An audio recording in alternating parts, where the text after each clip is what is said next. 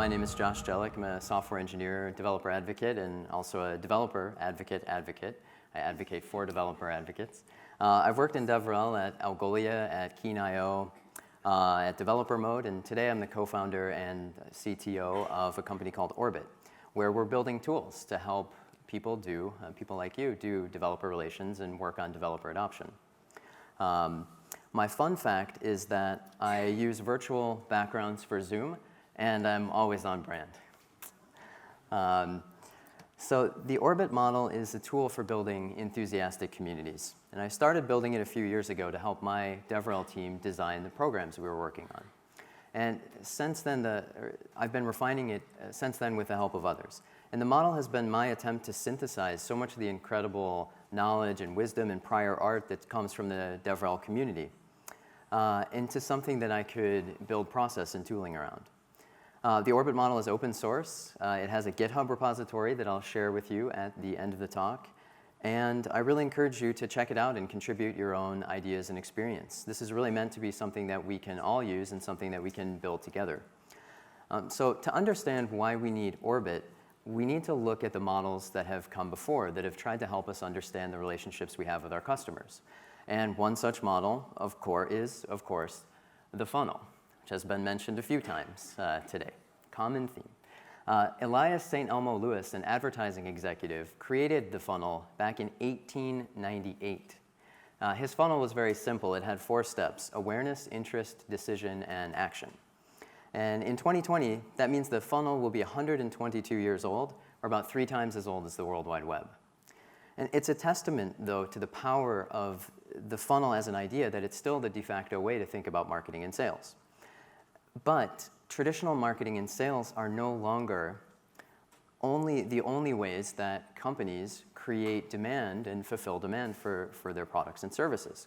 Today, I like to say that we're living in the age of adoption. So welcome to the year 2020. Software is adopted, not sold. Developers, as the end users, have enormous power to choose the tools that they work with from amongst a vast amount of proprietary and open source options. And developers are drawn to tools that do a difficult job well, that have great documentation, complete SDKs, and very importantly, have welcoming and knowledgeable communities. Developers adopt software first, and often long before they buy it. And so I think that adoption is itself a new science, and it's different. What makes it different? Well, it happens slowly over time. It can take a developer months, if not years, to truly adopt a new technology and have that be something that they're using day in and day out. And use long before you buy it. People expect to get value out of a product, out of a new technology for a long time before they actually go and buy it. These days, you grab something, you deploy it often long before you ever start thinking about paying for it, and that's very different from the ways of the past. Discovery happens with word of mouth, and community is really the engine at the center of all this, providing both resources for people to learn how to adopt the thing, and then also social proof that this is something that is worth my time to adopt and to learn to figure out. So even though DevRel's work on adoption, we also work closely with marketing and sales teams who are a lot more established. And as a result, we often end up being forced to think about adoption with that 122-year-old lens, the funnel. And this leads to problems. So applied to adoption, the funnel turns into a downward spiral. And developers who end up in it at the wrong time get frustrated with spam email, with unsolicited communications, and that makes it a lot harder to actually get them as a customer in the future when the time is right for them to be in the funnel. And yet, as DevRels, we're regularly asked to use the funnel as a metaphor, to use it as a model, and to think about it in our daily work. So I would ask, has that happened to you before? Being asked to use the funnel to do something. And I can show you a few questions, and we can see if any of these seem familiar. How many leads came from our last meetup? Who here has gotten this question before? I see a lot of hands going up. I certainly have. It's really painful. Every time I just answer 42. Can do that too. Just say 42 anytime anyone asks you this question. Why is it so painful? Well, it could be because from a meetup, even a really successful one, the number of leads that you can say you got is low. It could be because you didn't feel comfortable making every attendee give you their email address just to get in the door. And it could be just because you don't feel like leads are the right way to judge the success of a meetup. Okay, next question. Can you share that developer's contact information with the sales team? This is another really painful one. Usually my internet connection breaks when I hear it. Unless that developer has told me that they want to talk to the sales team, unless they're ready to be in the funnel. So these awkward questions come from the funnel mentality, so they're going to be hard to answer by people like us who work on adoption. But wouldn't it be great if our marketing and sales colleagues just understood adoption, kind of got adoption in the same way that we understand how the funnel works for them for conversion? And that's where the orbit model comes in. The orbit model is an alternative to the funnel that's designed specifically for community-driven adoption. And unlike the funnel, this model was created after humanity went into space and started exploring the solar system. The goal of the funnel is conversion, but the goal of the orbit is adoption. And the orbit model is meant to help you do a few things. First, it helps you explain what you are actually trying to do as a DevRel. Second, it helps you identify and prioritize the developers you should be working with. And this has been a big theme at DevRelCon already today. Who is in my community and who matters? They're very important questions. And third, the orbit model can help you measure and communicate your impact. And the fundamental equation behind the orbit model is this: gravity equals love times reach. You can think of it this way. Everyone in your community has some amount of gravity, some ability to attract others.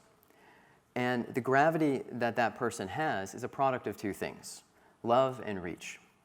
Love is their love for what you do, and that includes the expert knowledge in your technology, a high degree of satisfaction, and really feeling like part of the tribe.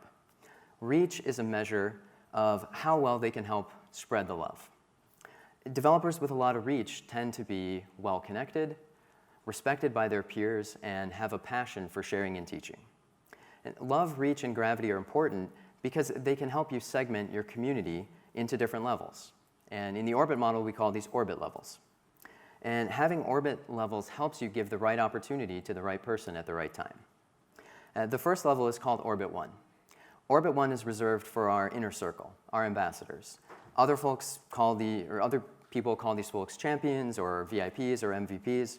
And the way that we engage with members in each orbit level is different. For ambassadors, we basically know them by name. We communicate with them via one-on-one email, even WhatsApp or texting or DMs on Twitter and Slack. We don't need many of them, but because each ambassador counts for quite a bit, it's like their own little community because of the love and the reach that they have. The second orbit level is our fans.